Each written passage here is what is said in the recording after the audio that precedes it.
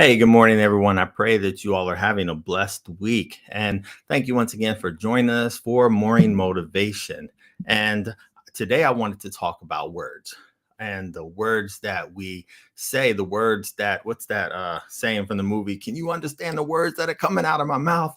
Well, you know what? Excuse me. One thing I wanted to hit on today is that words can certainly hurt in our lives. The things that we say can hurt people's feelings. They can have a major impact on people's lives. So we need to be very mindful of our words. When I was a kid, we had a saying of this, that sticks and stones may break my bones, but words can never hurt you, or words can never hurt me. And as I think about that, I said it a lot as a kid, and so many other kids said it. But you know what? It's interesting how we go on through time, how our understanding of mental health and our understanding of so many other things evolve to the fact where words can certainly hurt us. And so there's been much research done in that area. And so, like I said, when I was a kid, we used that phrase, sticks and stones may break my bones, but words will never hurt me. And we also said, I'm rubber, you're glue, and whatever you say bounces off me and it sticks to you. Well, that is so funny because I remember using that so many times. And we used to play, people call it dozens, we call it sounding on people and making fun of people. Now it's back in the 80s. But I remember the folks that couldn't come up with no good jokes, they would always say that, well, I'm rubber, you're glue. But anyway, my point is this, that there's power in our words. And as we go to the scripture in Proverbs 18:21, it says this: death and life are in the power of the tongue, and those who love it will eat its fruits. Let me say that first part again. Proverbs 18:21 says, death and life are in the power of the tongue. So if you think about this, our words are very powerful. We can speak life into people, we can speak death into people, and anywhere along the spectrum in between. So as Christians, as believers, what I encourage you to do is be very mindful of the words that you say, because I heard this phrase a long time ago, that words are like a tube of toothpaste. Once you pour out the toothpaste, you can't put it back in the tube. So once you spew out those words, you cannot take them back. And so be very mindful of your words. Ephesians 4:29 says this: let no corrupting talk come out of your mouth, but only such as is good for building up, as fits the occasion, that it may give grace to those who hear. Once again, some key things there. Let no corrupting talk come out of your mouth. So in other words, as believers, do not allow any slander or backbiting or any gossip or any harmful words come out of your mouth, but only such as good for building up. You should only be spewing words of encouragement towards others. What's that saying your mom used to tell you? If you don't have anything nice to say, don't say anything at all. So let's go with that motto. If you don't have anything nice to say, don't say anything at all, because those words can have a huge impact on someone, on their mental health, and their mental health turns into their physical health. And so it's all about those words that you say. I can remember certain words that people have said to me over the years that still kind of sting. They resonate. It's almost like they make an impression in your mind. And so you have to be mindful of these things when you are saying words to people, especially when you're saying things to children, because their minds are young, they're impressionable, and those things that you say to them as a child, they're going to remember them throughout their lifetime. And as they become adults, those things may have a severe negative impact on their lives. So be very mindful of what you say. But in all things, we're going to talk about some application. And so what do you do? What do you say? How do you act if you happen to say something hurtful to someone? The first thing is that you need to apologize. And you can't just say, hey, brother, hey, sister, I'm sorry. Didn't mean to do it. Keep it moving. No, it has to be a sincere apology. And what I will encourage you to do is that if you've said something that offends someone and you need to apologize, the best thing to do is first and foremost, go to God in prayer, that you will have the right heart, you will have the right mind to say what it is that needs to be said, so that that person will feel the love coming behind it and know that it is a sincere apology, because the last thing anybody wants is an unsincere apology, because we can see the fakeness. We can see that you just did it because to save face, or you just were embarrassed and you need to say something. No, that the way that you apologize is going to have a huge impact on the relationship going forward. If you give a half-hearted apology, then expect the relationship to move forward in that type of fashion.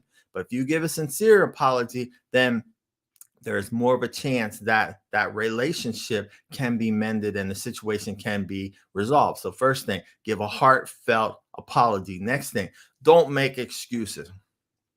Don't make excuses for what you said, because typically what will happen is we say something stupid to someone that's negative, it hurts their feeling, then we come back with an apology, and then we try to rationalize it and we try to make excuses for what we said. Just don't do that. Just tell the person, hey, here's what I said. I apologize.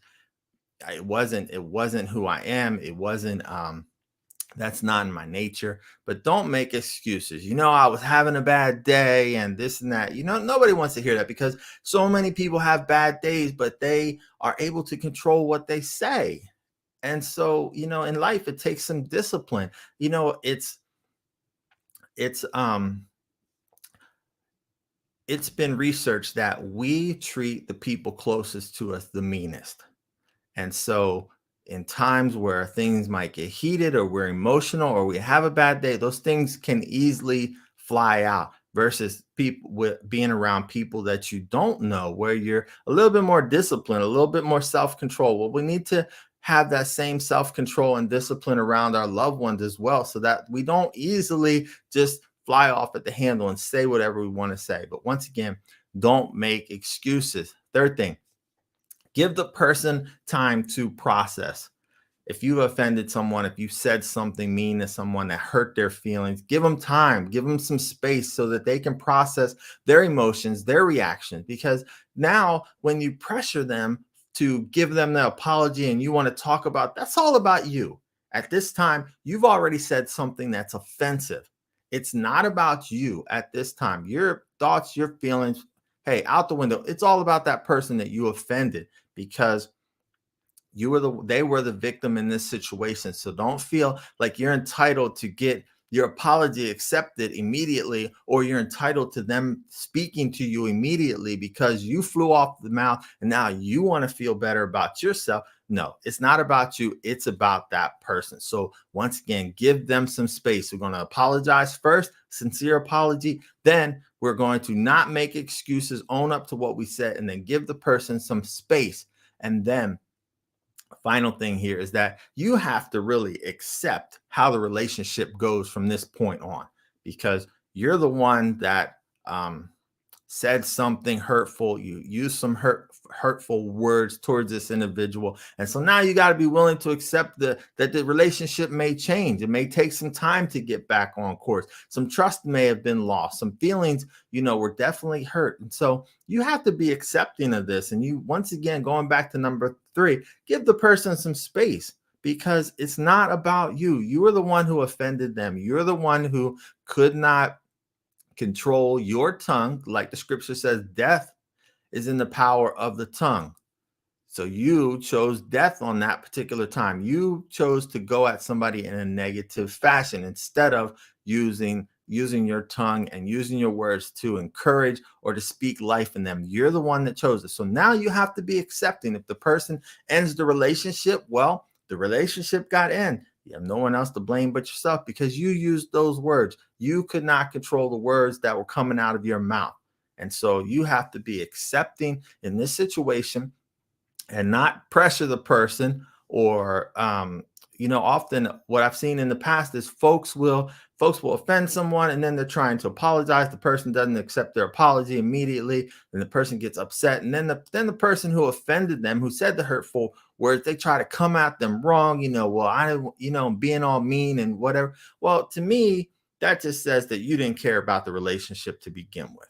And so in the book Crucial Conversations, it talks about that. It talks about when you're in communication with people, the words are very vital. And depending upon how you value the relationship is how you approach the words that you speak towards others. And so the final thing here is accept that the relationship may change. Things may be different after this because of the words that you used. So, in recapping, words that we say are very hurtful. It's not that old saying, sticks and stones can break my bones, but words will never hurt me. No, words have so much power to hurt. Proverbs 18:21 says, life and death are in the power of the tongue. That's very important. Know that you have power in your words. And so you need to use your words very carefully and very wisely. And in all things, come to people with a spirit of love. I guarantee if you come to people with a spirit of love, of God-like love, you will not say anything that hurts their feelings because it will be coming from a sense of love. Now, you may say some things that they don't necessarily agree with. However, if that intention of love is there, then you will not hurt their feelings, or they will understand that these words are the words that God gave you for them and that you're coming to them in a loving fashion. And so they might be a little bit hurt at first, but then when they come back around, they think about it and like, okay, I really needed to hear that. So when you say something that's hurtful, 4 things: you apologize, sincere apology first and foremost. Don't use excuses, tell the truth. Give the person time to process their emotions, their feelings, their thoughts, their reaction, what they want to say, and accept that the relationship may change. Once again, we're talking about words that hurt today, and I want to thank everyone who for watching. I appreciate it. Don't forget to comment, don't forget to like, don't forget to share, don't forget to invite your friends over to this platform, whatever platform you're watching, whether it's Facebook or YouTube or LinkedIn or Twitter. Don't forget to invite your friends over to watch as well, because each day, Monday through Friday, we are bringing you a word from God, a morning motivation. So once again, thank you for watching. I pray that you all have a blessed day. Take care. I'll talk to you soon, and God bless.